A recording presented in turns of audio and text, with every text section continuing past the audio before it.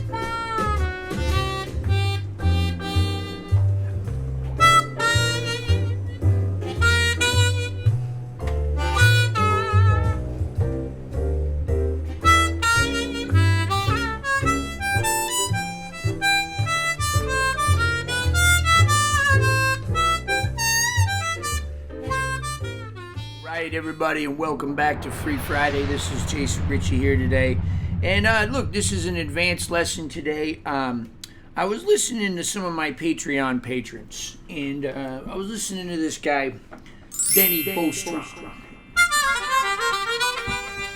And Benny's a kind of an up-and-coming advanced player with an interest in jazz. And I started this channel years ago. The object of this particular harmonica channel was to attract people that had been playing a little while and maybe knew all the beginner stuff, because there were lots of videos on the subject of beginner material.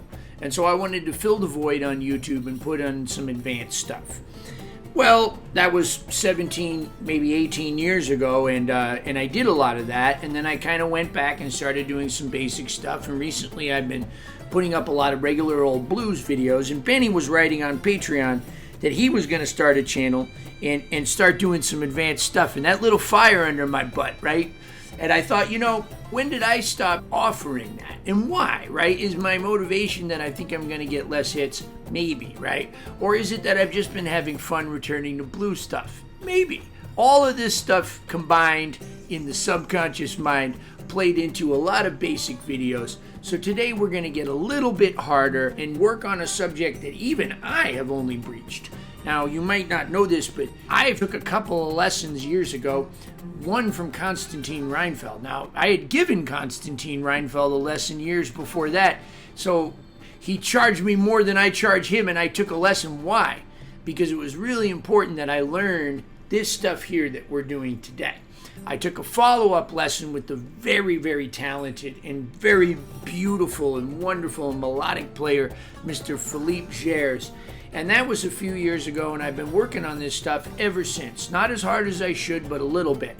So today, we're going to go through it chord by chord, and we're going to look at the arpeggios, and I'm going to share with you some of the information that Filip and Konstatine shared with me. So let's jump right in, chord by chord. So first of all, let's take a look at the progression. It starts off on a 1 chord, then it goes to a quick 4 on the second bar. It goes back to the 1 chord, and then it gives you the option to either play a 5 chord or a 1 chord over bar 4. Then it moves to the 4, then it goes to what's called a raised 4 or a diminished. Then it goes back to the 1, then it goes to a 6 chord. There's our first real curveball. If we're a basic blues player, on bar 8, we get the first real flavor of a jazz blues. Then rather than going to a 5 on bar 9 where we normally go, it goes to a 2. And then it goes to a 5 on bar 10 where a 4 would normally be. Then I can just play out on 1 for the next 2 bars, or I could observe 1, 6, 2, 5. So I'll give you the arpeggios for each of these chords. So all you have to do is really just watch this section of the video over and over and over again, and then just start using some or any or all of these notes and start rearranging them in different orders and adding different octaves, and then you'll eventually get the idea. We'll expand more later, but here we go.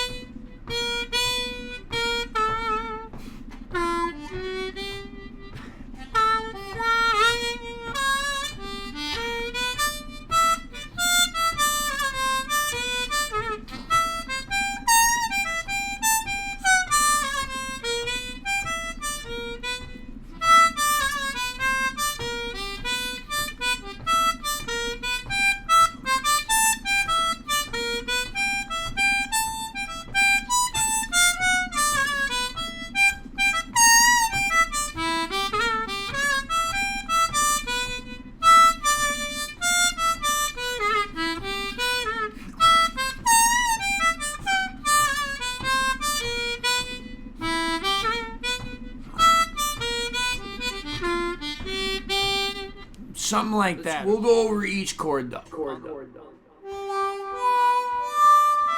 Okay, each chord breakdown. I told you it was going to be an advanced lesson. This is the second time I'm going to give it to you. Now you can play any of this stuff backwards or forwards or partially.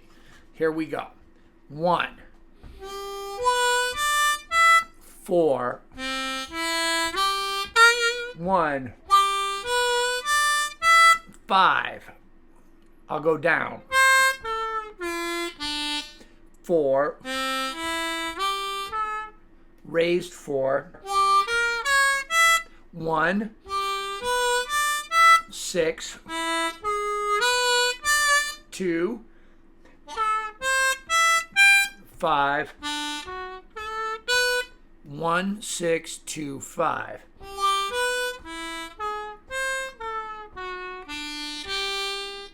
You could arpeggiate that 1, 6, 2, 5 too, using what you've already learned here.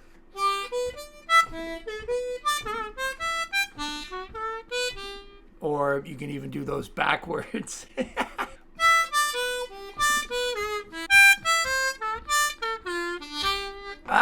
Very cool. There's a million different things you can do. And that's the fun part. So what I'm doing is giving you the basic stuff. And later we're going to really break it down to just simple stuff, just the roots, okay? Because even as an advanced player, when you're approached with a new form, especially when you've been used to doing blues so long, it's really hard to get out of just going to the 4 at this certain bar, going to the 5 at this certain bar. So this is good practice. Just like last week with Slim Harpo was good practice, just taking the 1, 4, 5 out of order. Let's keep going. The most important part out of this whole lesson, and this goes for any kind of arpeggiating lesson, and it's something I've been teaching for years, and ironically, when I was studying with Filip, he had to say it back to me. Even though it's something I say to all of my students and all you guys all the time, he had to tell me the same thing. Jay, run it in quarter notes. Why is that so important? 1, 2, 3, 4. 1, 2, 3, 4. Why? It helps solidify the progression in your head, where each bar changes in terms of time and rhythm. Getting the structure in your head is actually a lot harder and takes more time, where it becomes instinct to go to that 6 chord on bar 8, where it becomes instinct to go to that 2 chord on bar 9, instinct to go to that 5 chord on bar 10 instead of a 4. That's the hard part. By running it in quarter notes, you'll be teaching yourself where those changes are. 1, 2, 3, 4. 1 note per beat.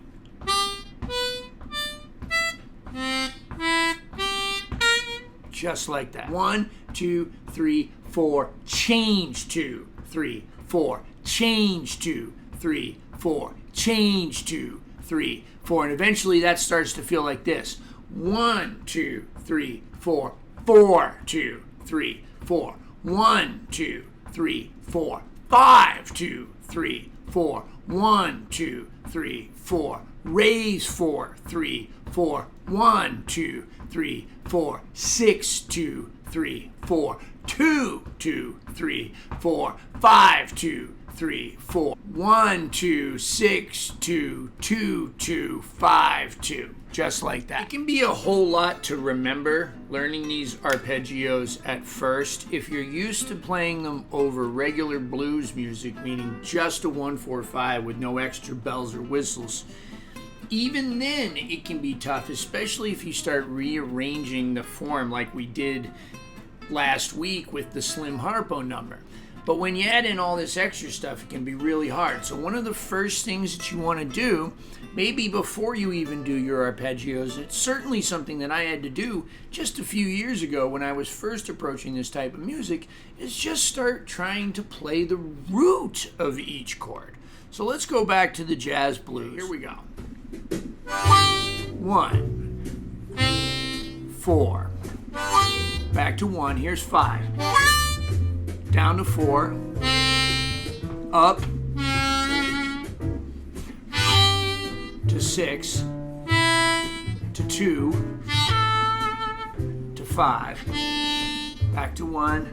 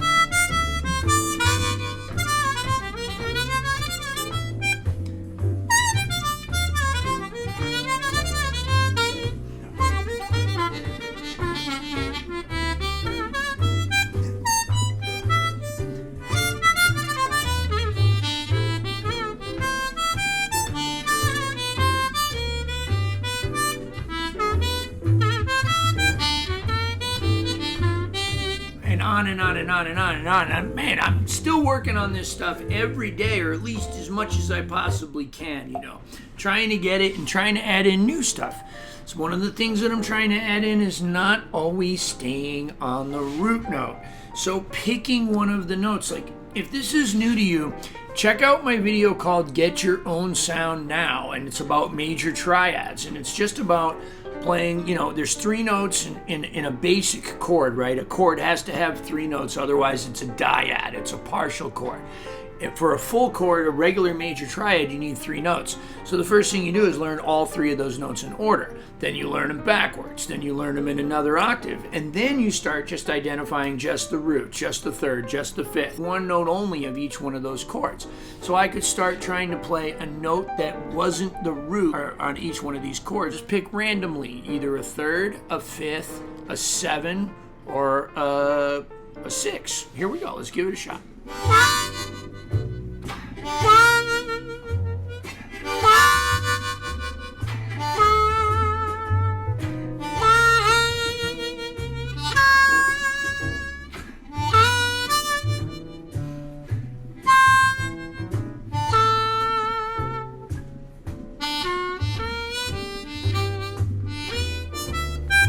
try it again.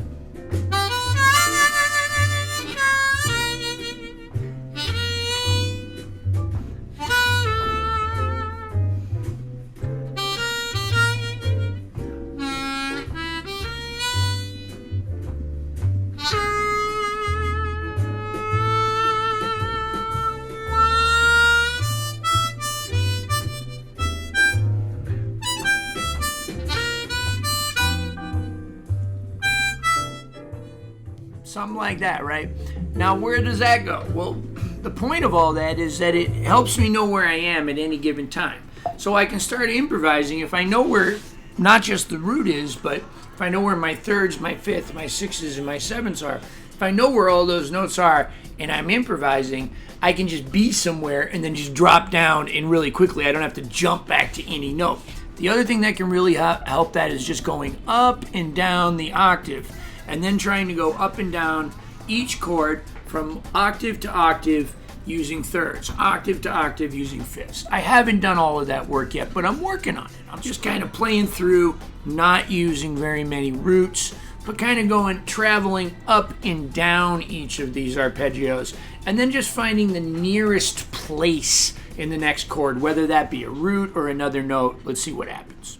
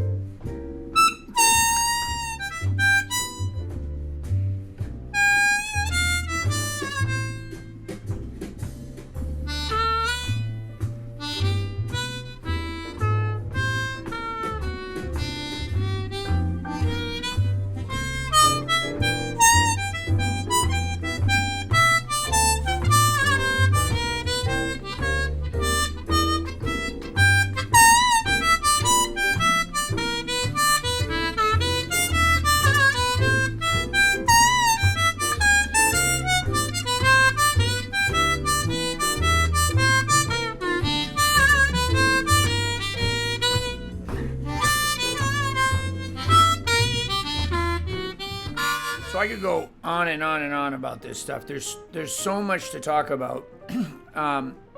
Basically, in a nutshell, there are certain notes in every chord that matter more than the other notes. So you can use any note in the world to get to those, and those other notes will just suddenly become notes on the way to the right one, which is very, very exciting. And it's so big and so large and so infinite. You can then start thinking about the relationships of those other tones. It doesn't matter if they relate in a way it does. It's just absolutely incredible.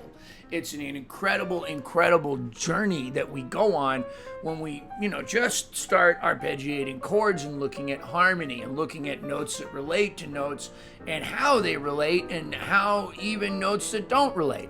And the funny thing is, right, after all of this work and all of this study and discipline and running things in quarter notes and backwards and forwards and running things from the third, avoiding the root, and running things from the fifth and up and down and stacked harmonies, after all of this, we just come back to the place of, oh wow, well I can just play anything and it'll work, just like we did when we were kids or when we were young in the music, when we were just getting into it, just playing harmonica. So all of it's to be taken with a grain of salt. We can get to the place where we're thinking so much about this stuff that we're not actually playing emotionally.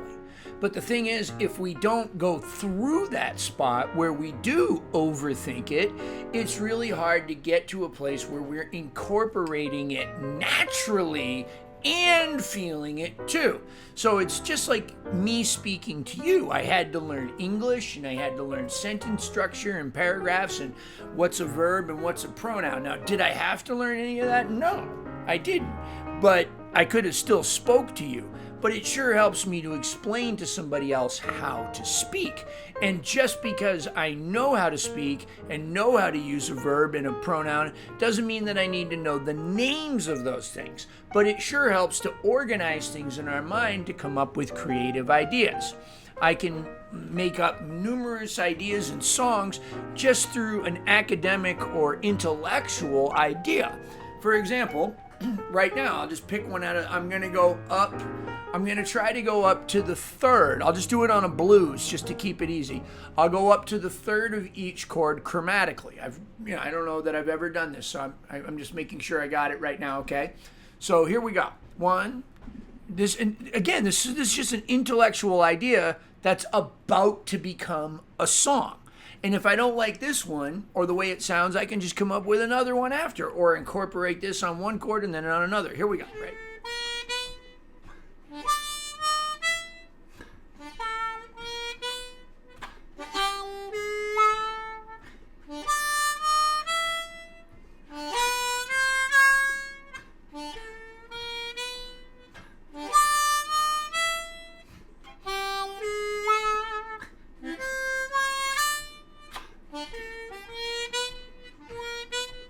Cool. So I'll play off of that. Now I'll stop following that rule, but I'll start with a little of it, right?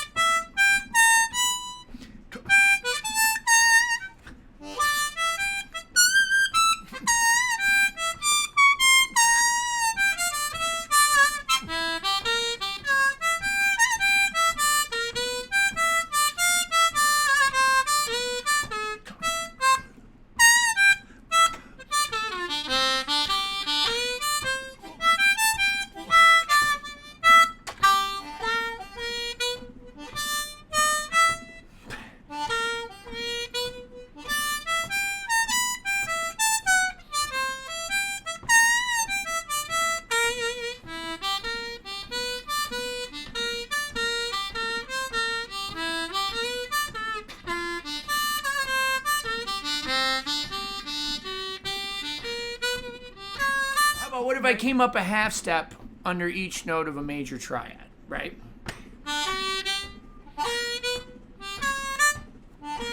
No quick four.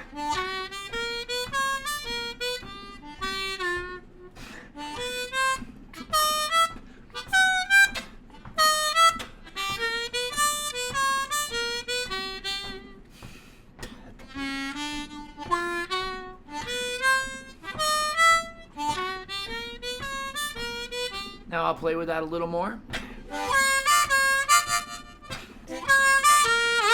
Quick four.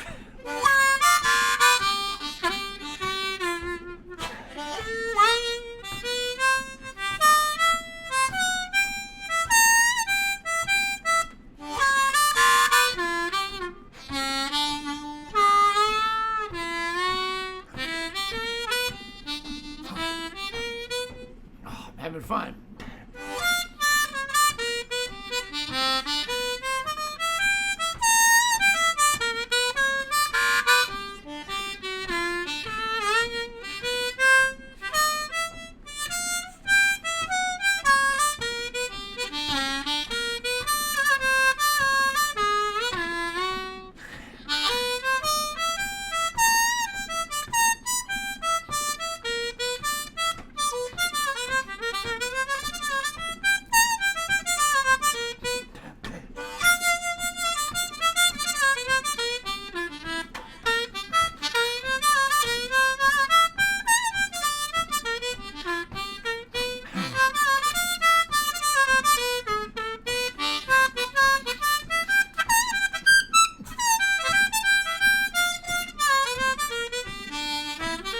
Just blues?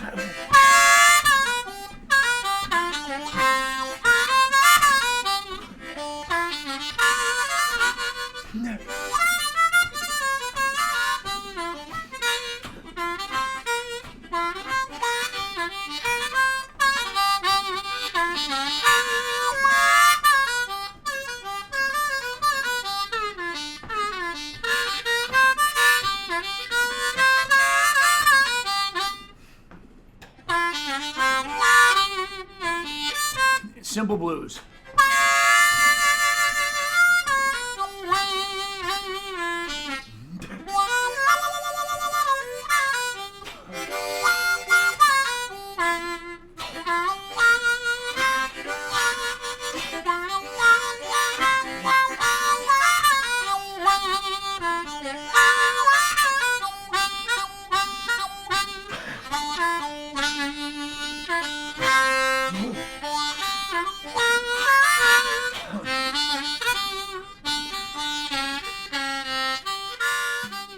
Right, just the same stuff, right? Whether it's jazz or blues, and it's all just stylistic approaches, and it's all just fun.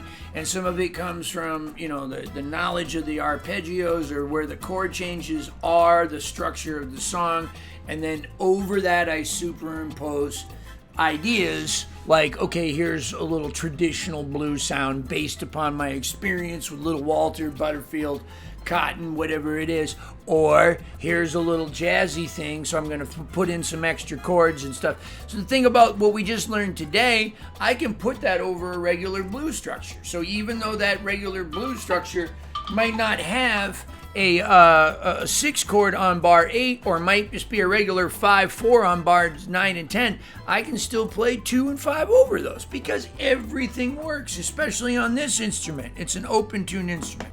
Anyway, really long Free Friday. Those of you that have been, you know, messing with me for a long time, again, this lesson is for the more advanced people. All right, I hope you dug it. That's all I got for this week. Stay tuned for the credits. Thank you, everybody, for tuning in to Jason Ricci's YouTube channel. 16 years of incredible YouTube harmonica-related content. That's right, 16 years. At this point, over 500 free instructional videos. If you're interested in what kind of harmonicas I play, microphones, amplifiers, pedals, any harmonica related products, please check out my sponsors. These sponsors, in one way or another, also help keep these videos going. Who am I talking about? I'm talking about Blue Moon Harmonicas, bringing you the best in custom harmonicas. We got custom cover plates, custom combs, you can get your name put on it just like me. Reed work, refurbished pre-war Marine bands. Look at that, they put the little brace there, no more crushing the covers. The Lone Wolf Blues Company, the very best in pedals, microphones, almost anything you need for your amplified harmonica need. The Lone Wolf Blues Company, right here out of Ponchatoula, Louisiana. We got you. Harp gear, amplifiers. They got big ones, they got small ones. You know what they sound like? They sound like the best tube amps on the market. Harp gear amplifiers out of Ocala, Florida. Pedal pad, pedal boards. Incredible custom pedal boards built to last, made by two brothers who really, really care. Hohner Harmonicas. A Mooncat loves the Hohner Harmonica. I like the Marine Band. I get Tom to put the little special 20 cover plates on it. He tricks them out, but they play great right out of the box. All of these sponsors are linked below in the description box. What else is linked below? Patreon. Consider becoming a Patreon patron. You'll be supporting me. You'll be supporting the cause. You'll be keeping these videos free for everybody. And you'll get a lot of extra content over at Patreon. You'll get vlogs, occasionally some extra lessons, some posts that you might not see on Facebook. A lot of stuff that I can't say or won't say here on YouTube is over on Patreon. I love my Patreon family. You guys are the best. If you're not into the monthly subscription, you can also give me a one-time tip at Venmo or PayPal below too. I'm a touring musician and I play all over the country, really all over the world with all kinds of different acts. Check out my website, www.mooncat.org. In all seriousness, YouTube, Patreon, my sponsors have absolutely changed my life. Subscribe below, set reminders for the videos. Don't miss any events. Every single Friday there's a free harmonica lesson and a lot more. Even if you're just subscribing, you're helping me a lot. Those of you that are joining me on Patreon, you guys are helping me to make better decisions with my career. In all sincerity, thank you so much, YouTube. for just an incredible, incredible outlet. It's a video diary. I get to look back at 16 years of these videos. I had a lot of new friends, some really fine musicians, made some great contacts in the industry, and it's all because of you. Thank you, my harmonica family.